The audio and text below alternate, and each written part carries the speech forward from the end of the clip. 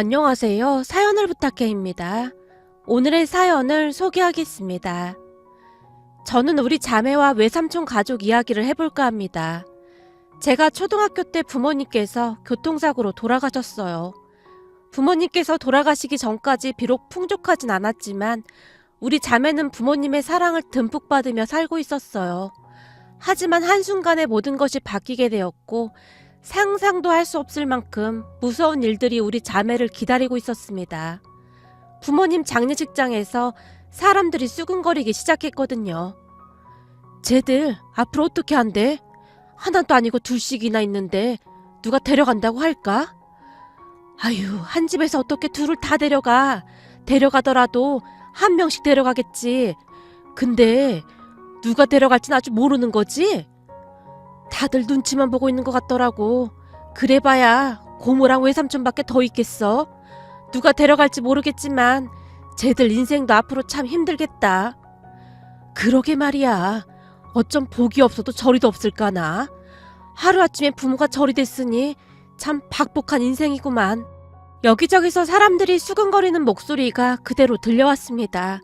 그런데 사람이 참 신기한 게 말이죠.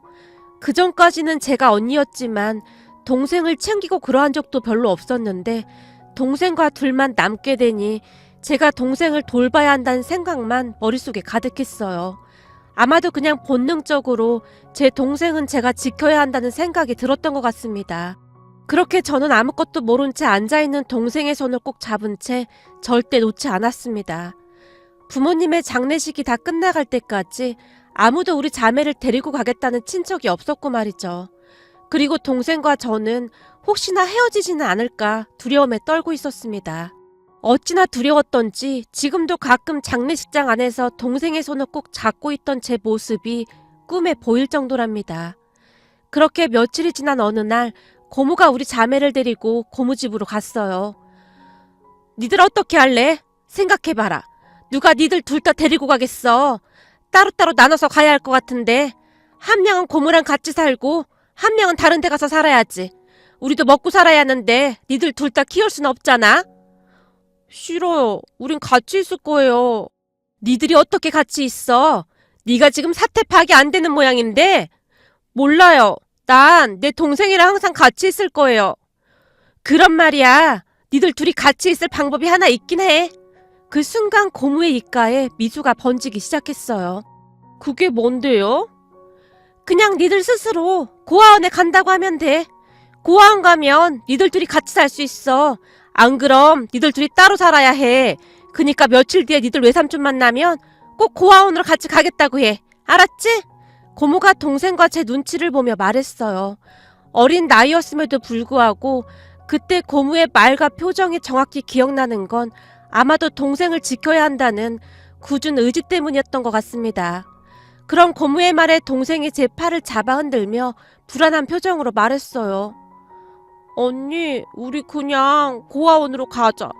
난 언니랑 같이 살 거란 말이야. 알았어. 나도 너랑 꼭 같이 살 거야.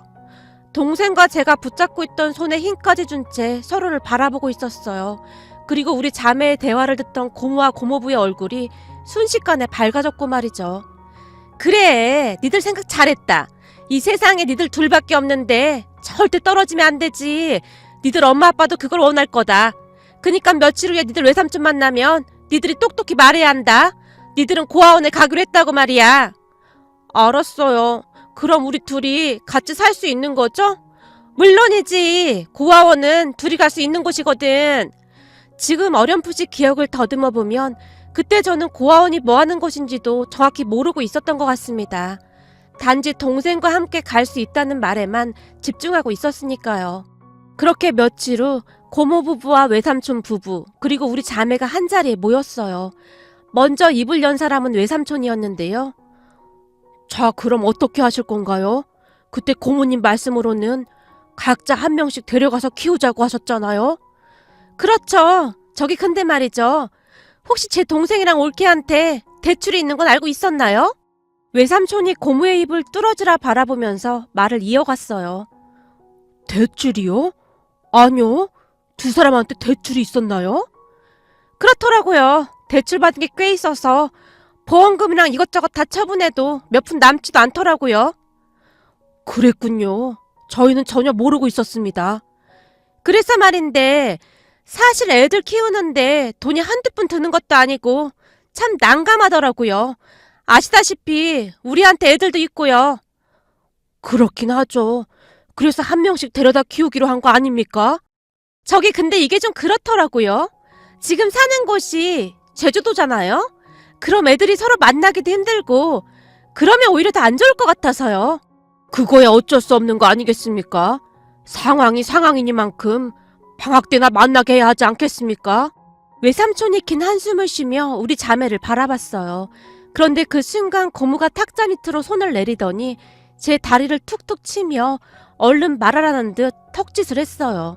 그런 고모를 보며 제가 떠듬떠듬 말을 했고요. 저기 우리는 그냥 고아원에 갈 거예요. 뭐? 고아원?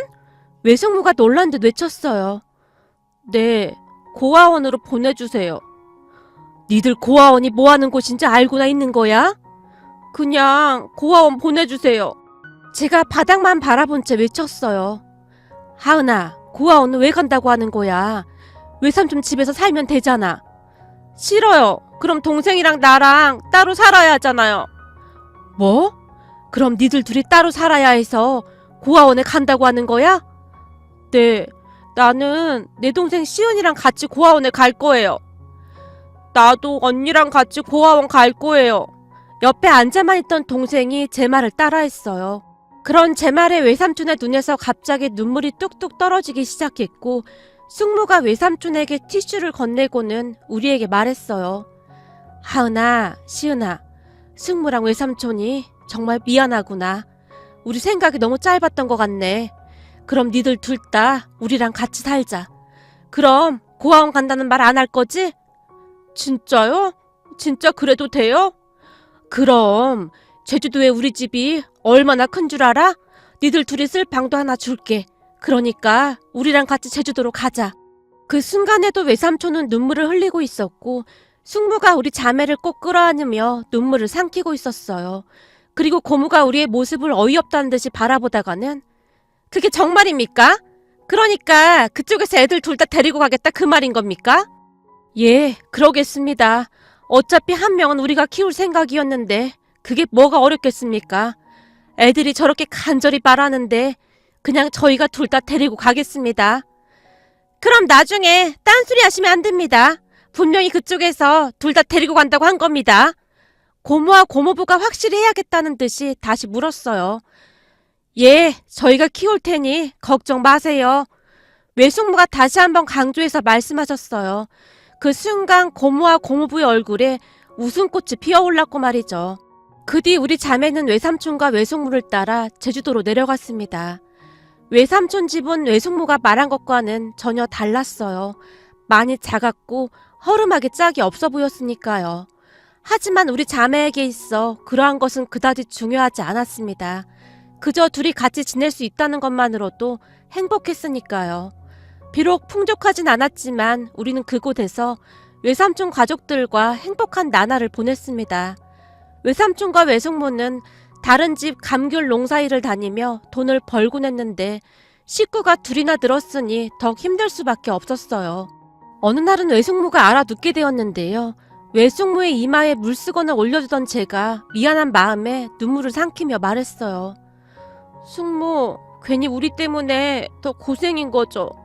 우리만 없었다면 삼촌이랑 숙모가 이렇게 고생 안 해도 됐을 텐데. 그게 무슨 소리야. 숙모가 아픈 게 왜 니들 때문이야. 우리 때문에 쉬지도 못하고 일하러 다니시잖아요. 그게 왜 니들 때문이야. 우리 가족 다 같이 잘 먹고 잘 살려고 그러는 거지. 그러니까 니들은 그런 걱정하지 말고 공부나 열심히 해. 그게 삼촌이랑 숙모를 도와주는 거야. 공부해서 뭐해요? 저는 고등학교만 졸업하고 바로 일할 거예요. 제가 빨리 고등학교 졸업해서 삼촌이랑 숙모 도와드릴게요. 하은아, 공부 열심히 해서 좋은 회사 들어가면 돈을 더 잘 벌 수도 있어. 그니까 공부 열심히 해. 숙모랑 삼촌이 어떻게든 니들 뒷바라지는 해줄 테니까. 다행히 외삼촌과 외숙모는 참 좋은 분들이셨습니다. 외삼촌 말로는 부모님이 살아생전 외삼촌과 외숙모를 참 많이 도와주셨다고 했어요. 그랬기에 우리 자매를 차마 모른 척할 수가 없었다고 합니다. 우리 자매는 두 분의 사랑을 받으며 무럭무럭 자랐습니다. 그나마 다행이었던 건 우리 둘 다 공부를 꽤 잘했어요. 그렇게 우리 자매 둘 다 서울에 있는 대학에 합격을 했습니다. 대학에 합격을 하긴 했지만 집안 형편이 좋지 않았기에 닥치는 대로 아르바이트를 하며 지냈고요. 그리고 대학을 졸업한 후에는 저는 외국계 회사에 취직을 했고 동생도 이름만 대면 알아주는 대기업에 취직을 했습니다. 그 뒤부터 우리 가족의 형편도 조금씩 나아져 갔는데요. 같이 자랐던 외사촌 동생들 뒷바라지를 우리 자매가 할 수 있었으니까요. 매달 우리가 보내주는 생활비를 받으며 외삼촌과 외숙모가 많이 미안해하곤 했습니다. 니들이 고생하면서 벌었을 텐데 이 돈을 우리가 어떻게 쓰겠니? 괜찮아. 나 돈 엄청 많이 벌어. 그 정도는 아무것도 아니야. 그니까 앞으로는 맛있는 것도 먹고 그렇게 살아.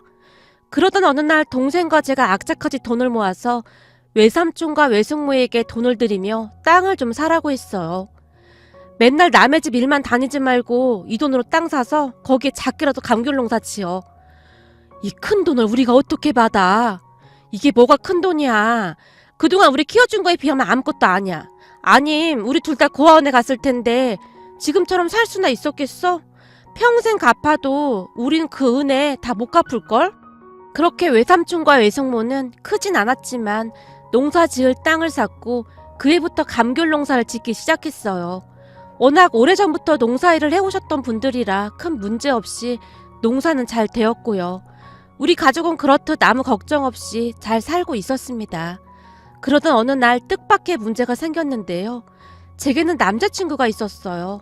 남친은 저보다 월급이 많진 않았지만 성실했고 책임감도 강했기에 믿음이 갔어요. 저는 돈보다는 사람이 중요하다고 생각하곤 했으니까요. 그러다가 3년가량 사귀었을 때 남친이 먼저 결혼 이야기를 꺼냈어요. 우리 나이도 있고 한데 빨리 결혼하자. 하긴 우리 사귄 지가 벌써 3년이 다 돼가네. 그니까 말이야. 우리 집에서 너 인사시키라고 난리도 아니야. 너 인사 안 시키면 엄마가 니네 회사로 쳐들어가겠대. 뭐? 우리 회사로? 아무리 그래도 그렇지 그건 좀 아니지. 넌 뭘 또 그렇게 심각하게 받아들여. 그냥 엄마가 농담하는 건데. 암튼 이번 달 안으로 우리 집에 인사 가자. 이번 달 안에? 그건 너무 빠르지 않아? 난 아직 준비도 못했는데. 준비할 게 뭐가 있어. 그냥 인사하고 밥 한 끼 먹는 건데. 남친이 대수롭지 않다는 듯이 말했어요. 하지만 그때까지 저는 앞으로 어떤 가시밭길이 기다리고 있을지 전혀 생각지도 못하고 있었는데요. 남친 가족들을 만나면서 제가 세상을 너무 만만히 봤다는 생각마저 들었으니까요. 물론 나중에는 남친도 매 한 가지였고 말이죠. 그렇게 저는 얼마 뒤 선물까지 잔뜩 사서 남친 집에 인사를 갔습니다. 남친 집은 생각했던 것보다 많이 커 보였어요. 남친 부모님과 남친 여동생까지 총 4식구가 사는데 60평대에 살고 있었으니까요. 그동안 살면서 그렇게 큰 집은 처음 가봤다고 해도 가원이 아니었어요. 거기다 남친 엄마가 인테리어에 관심이 많은 모양으로 커튼부터 식물까지 아기자기한 것들이 참 많아 보였습니다. 우선 식사부터 하자. 라며 남친 엄마가 주방으로 데리고 들어갔는데 식탁 위에는 산해진미가 가득 차려져 있었어요. 식탁을 보며 제 눈이 휘둥그레질 수밖에 없었는데요. 무슨 호텔 음식처럼 예쁜 그릇에 정갈하게 담겨져 있었거든요. 음식이 너무 맛있어 보여요. 잘 먹겠습니다. 너 온다고 하길래 내가 솜씨 좀 발휘해봤는데 입맛에 맞을런지 모르겠구나. 저는 아무거나 다 잘 먹습니다. 근데 이렇게 예쁜 음식들은 처음 보는 것 같아요. 너무 예뻐서 먹기가 미안할 정도입니다. 너무나 화려한 음식들을 보며 감탄이 새어나올 정도였기에 제가 남친 엄마에게 다시 한번 감사한 마음을 담아 말을 했는데요. 옆에서 듣고 있던 남친 여동생이 한마디를 툭 하고 던지듯 말했어요. 오빠한테 들어보니 부모님이 안 계시다고 하던데 그래서 힘들게 살았나 봐요? 아무래도 엄마 아빠가 안 계시면 엄청 힘들긴 했겠죠. 힘들긴 했어도 외삼촌과 외숙모께서 워낙 잘해주셔서 크게 힘들진 않았어요. 아무리 그래도 엄마 아빠랑 똑같진 않죠. 남친 여동생의 음식을 먹으며 중얼거리듯 말했어요. 그러게 말이다. 부모 없이 자랐으니 얼마나 힘들었겠어. 근데 친척이라고는 외삼촌밖에 없는 거니? 그게 고모 한 분이 계시긴 한데 부모님 돌아가신 뒤로 연락이 끊겼습니다.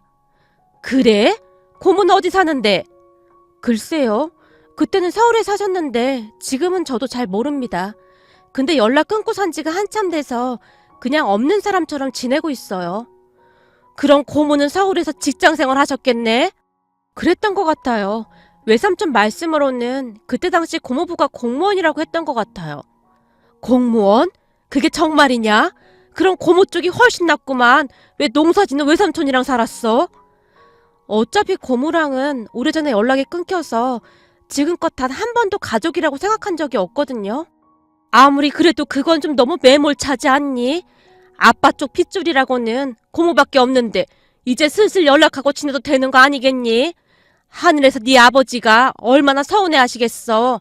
그러지 말고 네가 먼저 고모한테 연락해서 앞으로는 잘 지내봐. 남친 엄마가 계속해서 고모 이야기를 꺼냈어요.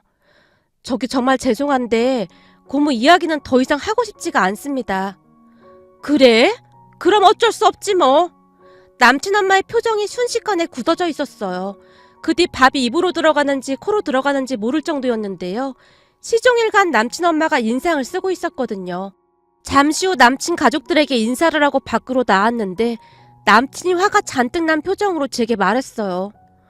엄마가 말하면 그냥 네 하면 되지. 뭘 그렇게 말대꾸를 해. 말대꾸라니 내가 없는 얘기한 것도 아니고 전에 고모가 우리한테 어떻게 했는지 내가 다 말했었잖아. 근데 그럼 고모한테 연락을 하라고 하시는데 어떻게 알았다고 해.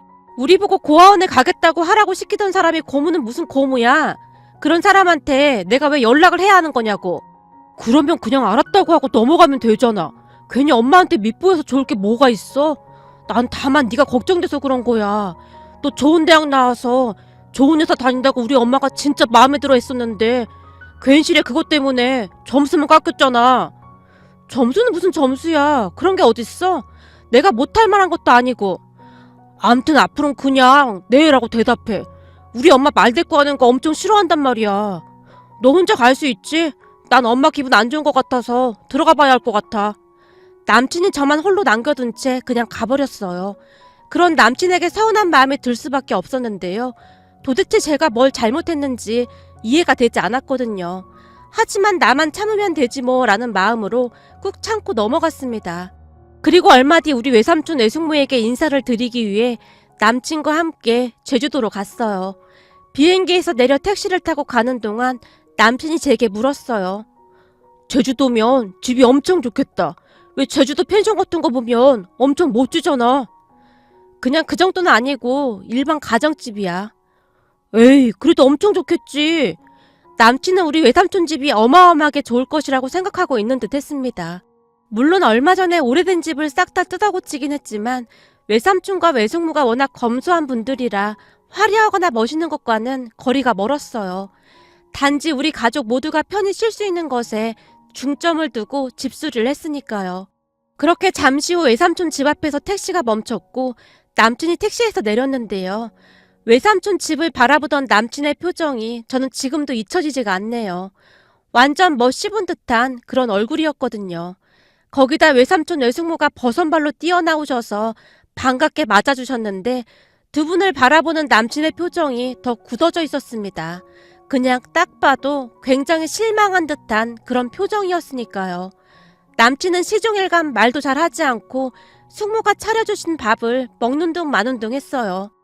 내가 음식을 한다고 했는데 입에 안 맞나 보네. 아닙니다. 제가 워낙 입이 좀 짧아서 비린내 나는 음식을 잘 못 먹어서요. 하은아, 그런 건 미리 좀 말하지 그랬니? 현수씨 회 같은 거 잘 먹잖아. 근데 비린 걸 잘 못 먹다니. 저기 그건 고급 횟집에서나 먹을 때나 그런 거고.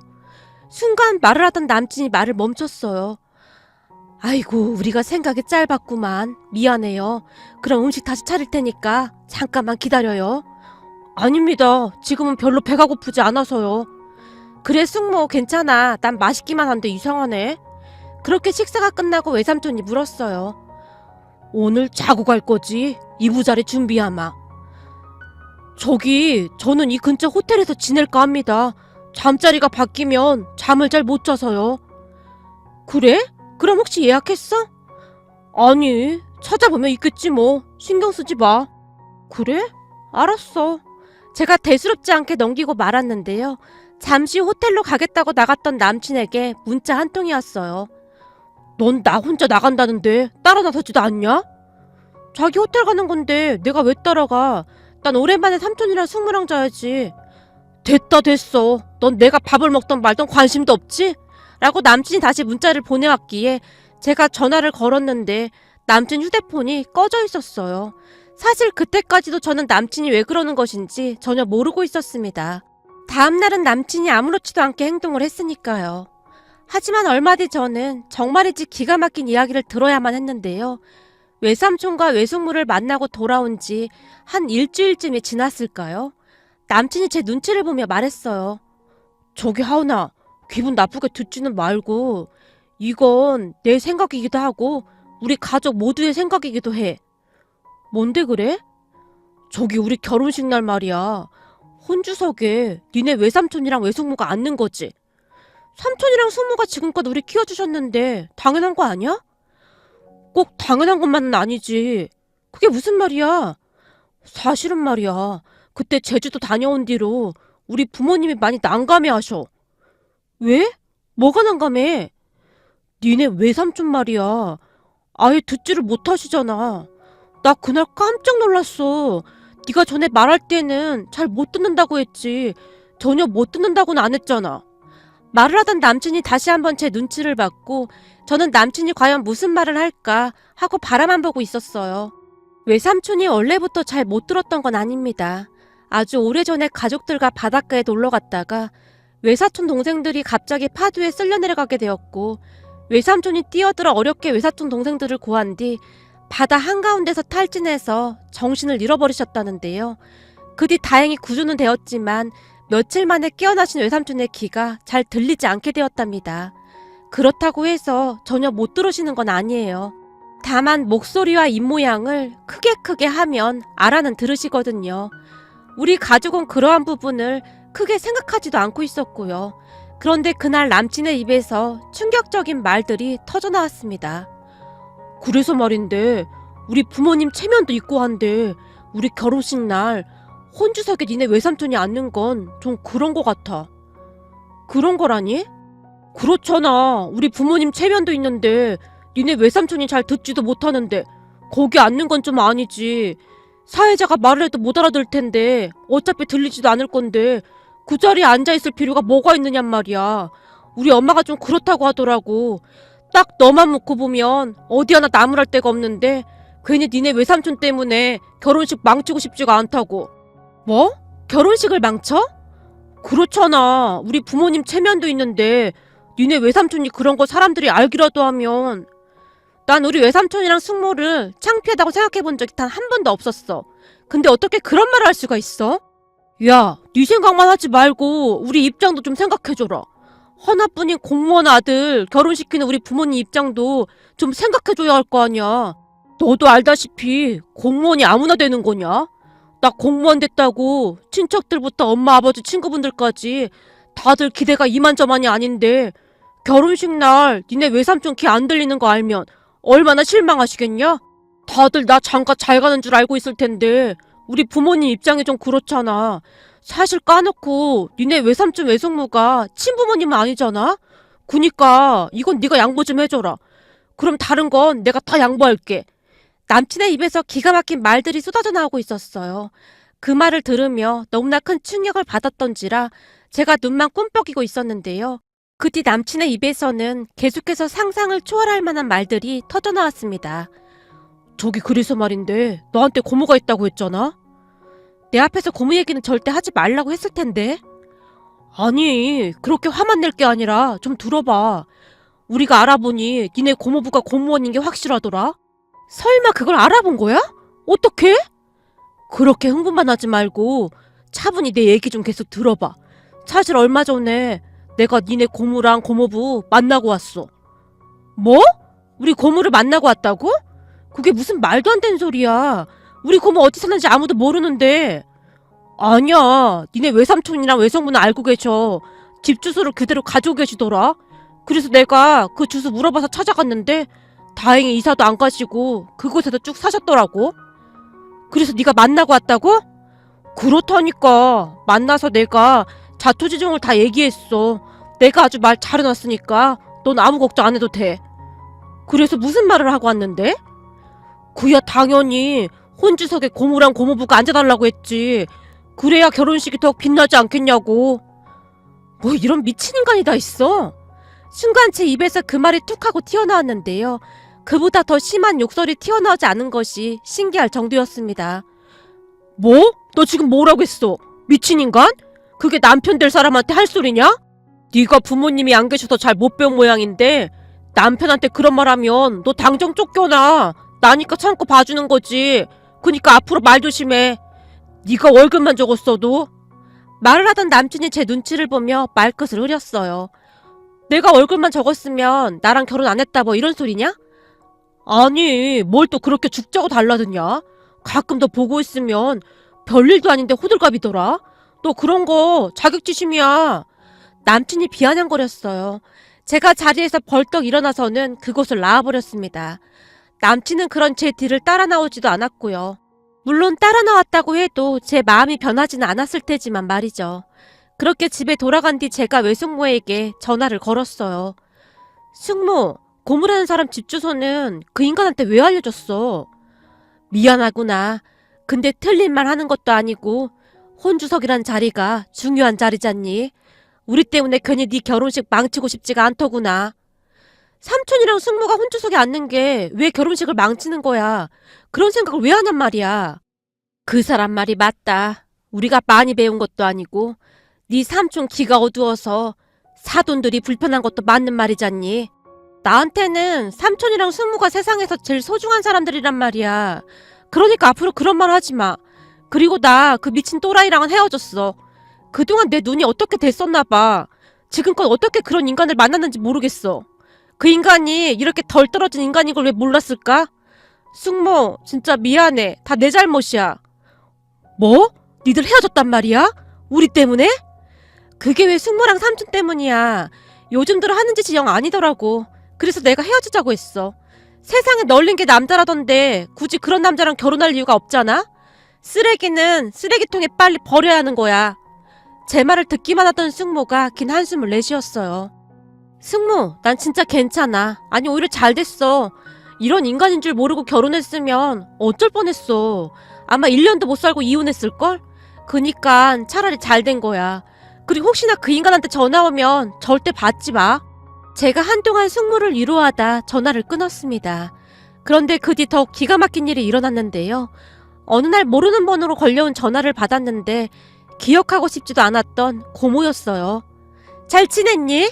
네 소식은 들었다. 벌써 결혼한다며? 시간이 아주 빠르구나. 저 결혼 안 합니다. 그리고 제가 뭘 하든지 상관하지 마세요. 예, 그렇잖아도 내가 그것 때문에 연락했잖니. 너랑 결혼한다고 찾아왔던 사람이 나한테 연락을 했더구나. 너 좀 잘 설득해달라고. 자기가 뭘 잘못한 건지 모르겠다고 하면서 말이야. 사실 나도 좀 이해하기 힘들고 말이다. 그럼 고모가 제 결혼식 혼주석에 앉는 게 맞다 그 말인 건가요? 그때 고모가 우리한테 뭐라고 했는지 벌써 잊었어요? 고아원으로 간다고 말하라고 그렇게 시켰잖아요. 그럼 고모가 어떻게 그 자리에 앉을 생각을 합니까? 그 오래된 일이 뭐라고 아직까지 기억하고 있니? 당연한 거 아니겠어요? 그걸 어떻게 잊겠어요? 그때는 먹고 살기 힘들어서 그런 거 아니겠냐? 근데 니들이 날 원망할 게 아니라 고마워해야 하는 거 아니냐? 그때 니들이 고아원 가겠다고 해서 니들 외삼촌이 데리고 간 거잖니. 그래서 고마워해야 한다 그 말인 겁니까? 당연하지. 그렇지 않았다면 니들이 지금 그렇게 잘 살고 있겠니? 그래서 말인데 너 결혼식 진짜 엎을 생각인 건 아닌 거지? 아니요. 우린 벌써 헤어졌어요. 근데 고모가 우리 결혼식에 왜 그렇게 관심이 많아요? 고모가 절대 저를 걱정할 사람이 아닌데 이상한 생각이 들었어요. 그게 말이야. 너랑 결혼할 사람이 내가 혼주석에 앉아만 주면 300만 원을 주겠다지 뭐니? 너도 잘 생각해봐라. 그 자리에 앉아만 주면 300만 원을 주겠다는데 내가 거절할 이유가 없지 않니? 이런 경우를 두고 기가 막히다는 표현을 하는군요. 그만 전화 끊죠. 더 이상 통화하고 싶진 않네요. 저기 시은아! 아무리 어렸을 때 헤어졌어도 조카 이름 정도는 기억해야 하는 거 아닙니까? 저는 시은이가 아니라 하은입니다. 그럼 이만 전화 끊겠습니다. 하은아, 잠깐만. 내가 오죽했으면 이랬겠니? 지금 우리 집 형편이 너무 안 좋아서 그랬다. 사실 네 고모부가 보증을 잘못 써서 지금 우리 형편이 말이 아니다. 집도 다 날아갈 판이야. 그래서 말인데 너랑 결혼할 남자가 주기로 했던 그 돈 말이다. 그거 네가 좀 주면 안 되겠니? 내가 들어보니 너 돈도 많이 번다고 하던데. 제가 돈이나마 썩어나는 한이 있어도 절대 고모한테는 못 주죠. 라며 제가 전화를 끊어버렸습니다. 그 뒤 계속해서 고모에게 전화가 왔지만 차단해버렸어요. 그런데 얼마 뒤 전남친이 집 앞으로 찾아왔는데요. 저기 내가 우리 엄마 설득했어. 그냥 니네 외삼촌이랑 숙모님이 앉아도 된대. 그니까 그만 화 풀어. 내가 생각이 짧았던 것 같아. 우리 이미 다 끝났는데 왜 자꾸 찾아와서 귀찮게 해? 난 너한테 정이란 정은 다 떨어졌어. 우리 이제 끝났으니까 두 번 다시 찾아오지 마. 이렇게 멋대로 찾아오면 앞으로 나도 가만히 있진 않을 거야. 라며 제가 전남친을 노려봤습니다. 그랬더니 갑자기 전남친이 무릎까지 꿇고는 빌어댔어요. 하은아, 내가 어디 가서 너 같은 여자를 만나겠냐. 왜? 너 구급 공무원이잖아. 공무원 남자는 여자들이 다들 만나달라고 환장을 한다며? 사실 말이야. 지금 우리가 살고 있는 집 월세야. 부모님은 딱히 경제활동도 없고 그래서 나 혼자 벌어서 다들 먹여 살렸거든. 근데 너 만나서 이제부터 좀 마음 편히 살겠다 했는데 나 절대로 너랑 못 헤어져. 제발 나 좀 봐줘라. 그러니까 네 말은 니네 집에 돈 벌어다 줄 식모가 필요했던 거구나? 근데 돈도 없으면서 왜 그 큰 집에서 살고 있는 거야? 나 공무원 시험 합격하고 부모님이 장가 잘 가려면 그 정도는 살아야 한다고 여기저기 대출까지 받아서 월세 보증금 마련한 거야. 지금 저축도 못하고 겨우 월세 유지하고 있거든. 아버지도 간혹가다 아르바이트 하시고 뭐 이래저래 그냥 버티는 거지 뭐. 그니까 나 좀 한 번만 봐줘라. 너 없으면 나 진짜 힘들어진단 말이야. 네 말 들으니까 없던 정마저도 더 떨어진다. 다시는 찾아오지 마. 제가 전남친을 있는 대로 노려보고는 집으로 들어갔어요. 그 뒤에도 별의별 일이 다 있었는데요. 전남친 엄마가 직접 찾아와서는 저기 내가 좀 심했지? 사실은 초장부터 네 길을 팍 꺾어놔야 할 것 같아서 내가 고집을 부린 거다. 내 입장 돼서 한번 생각해봐라. 며느리가 돈을 훨씬 많이 버니까 우리 집을 우습게 생각할까봐 그런 거다. 내가 정말 잘못했다. 그러니 우리 아들이랑 다시 결혼식 준비했으면 좋겠구나. 혼수랑 그런 거 하나도 안 해와도 된다. 그냥 맨몸으로 오면 돼. 전남친 엄마가 제게 전남친과 다시 만나라고 몇 번이나 사과를 했지만 저는 이미 마음이 떠났었기에 전남친 엄마의 말을 들은 척도 하지 않았습니다. 하지만 그 뒤에도 전남친과 전남친 엄마가 다른 전화번호로 한동안 전화를 해댔어요. 그리고 얼마 뒤 충격적인 사실을 들었는데요. 3년이라는 세월을 사귀다 보니 전남친 친구들과도 잘 아는 사이였거든요. 그 친구 중 한 사람과 워낙 친하게 지냈었는데 그 친구가 제게 살짝 귀뜸을 해주더라고요. 전남친 가족이 방 2칸짜리 주택으로 이사를 갔다고 합니다. 공무원 시험 합격하고 얼마 안 있다가 갑자기 60평대로 이사 간다고 해서 우리도 다들 깜짝 놀랐잖아. 그 집 진짜 힘들게 살던 집이었거든. 근데 60평대로 간다고 하길래 어떻게 된 건가? 다들 궁금해하긴 했었어. 근데 얼마 전 술 취해서 걔가 그러더라. 이상한 대부업체에서 대출이라는 대출 다 끌어모아서 무리하게 월세로 그 집에 들어갔다고 말이야. 너랑 결혼만 하면 다 해결된다고 말이야. 그 집 사람들 너 월급 많은 거 그거 하나 보고 달라드는 거야. 거기다 네가 전에 돈 모아서 제주도 외삼촌한테 땅도 사들인 적 있다며. 걔네 엄마 생각으로는 잘만 꼬시면 부모한테 잘하겠다 싶었대.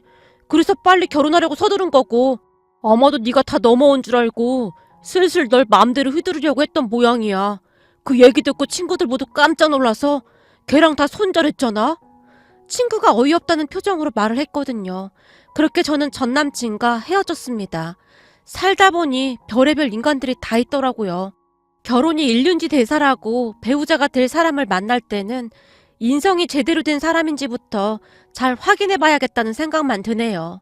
3년이나 사귀면서도 감쪽같이 속아 넘어갔던 제 자신이 바보 같기만 합니다. 앞으로는 우리 외삼촌과 숙모가 절대로 그런 대접받지 않도록 할 생각입니다.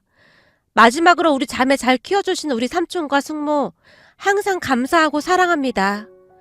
오늘의 사연은 여기까지였습니다. 즐겁게 보셨다면 구독, 좋아요 부탁드립니다. 고맙습니다.